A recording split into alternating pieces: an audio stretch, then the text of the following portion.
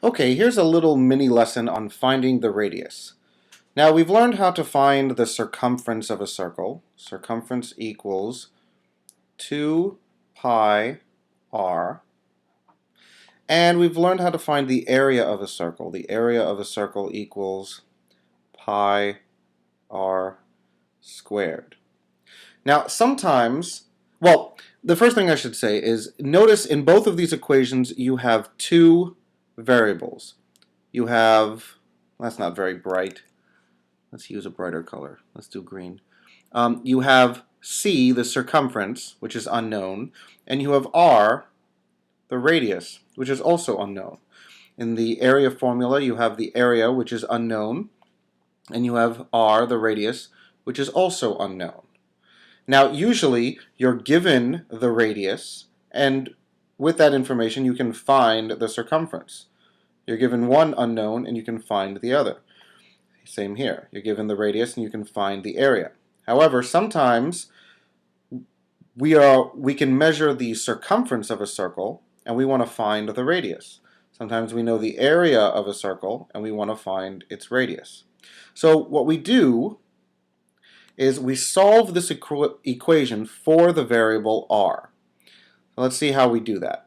C equals 2 pi r. What's being done to r? It's being multiplied by 2 pi. So we're going to divide both sides by 2 pi. Divide both sides by 2 pi. 2 over 2 cancels to 1. Pi over pi cancels to 1. So we've got 1 times r, which is just r. And over on this side, we've got c, the circumference, over 2 pi. Circumference over 2 pi. And so we can say two things from this one formula. We can say that circumference is, or equals, 2 times pi times the radius of a circle. And by using algebraic properties of equality, we can also say that the radius is, or equals, the circumference divided by 2 pi. And that's very useful, because sometimes we are given the circumference and we want to find the radius, and this is how we do it. Now let's apply the same reasoning to area. Area equals pi r squared. Pi r squared. We want to solve for r, so what's being done to r? It's being squared, multiplied by itself, and then it's being multiplied by pi. The last thing that's being done, the last operation being applied to the radius, is being multiplied by pi. So we're going to divide both sides by pi. Divide by pi. And then pi over pi is just 1. We've got 1 times r squared. And so that tells us what r squared is. But we don't care what r squared is. We want to know, let me give myself some more room here. Area over pi. We don't want to know what r squared is, we want to know what r is. And as we know, let me write this up here, if you have n squared, we know that the square root of n squared is n. Technically, it's the absolute value of n, but for most cases, we don't really need to worry about that at this point. So, if we have r squared, we take the square root of r squared, and that gives us r. If we took the square root on this side, we take the square root on this side, and we can't really simplify this anymore. So, in fact, I'm sorry. Let me do this. Let me put r on this side. All right, we took the square root of r squared, that gives us r. We take the square root of a over pi, and that can't really be simplified, but that does give us this nifty little equation or formula. So we can say two things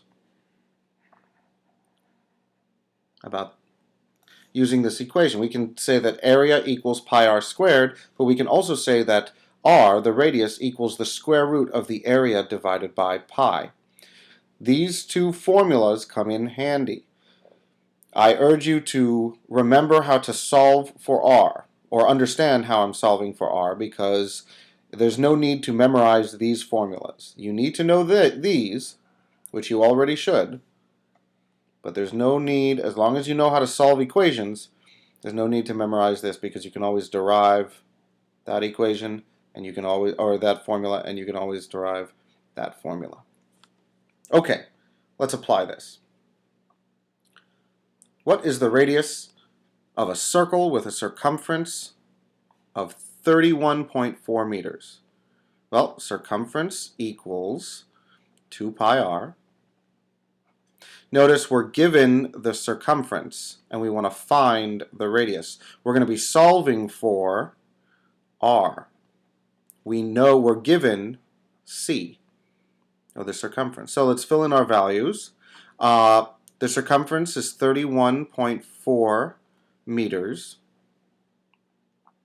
and that equals 2 pi r. Divide this side by 2 pi. Divide that side by 2 pi. And we know that r equals 31.4 meters over 2 pi. And we'll use a calculator. 31.4 divided by, and we should know 2 times 3.14 is 6.28, and that leaves us with 5. So our answer is 5 meters.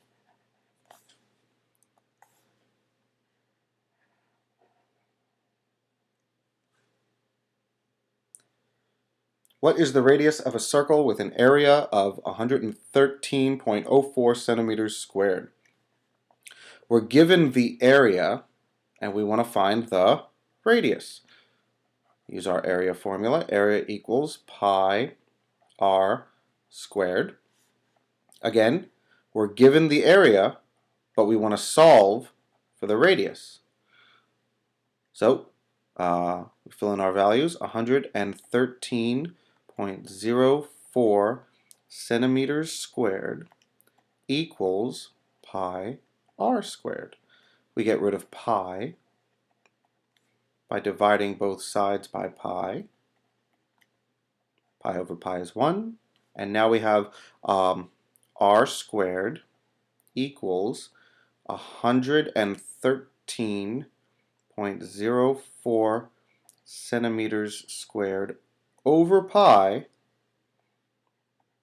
and we take the square root of that, we take the square root of that, and we get r equals, we can simplify square root of r squared as r, and we can simplify all of this because we remember pi is not a variable, it is a constant. So it's an actual number. So there's really nothing here that we need to solve for. We have all of our values, we just need to evaluate it. 113.04 centimeters squared divided by pi, 3.14. And then we take the square root of that, and that leaves us with an answer of 6 centimeters.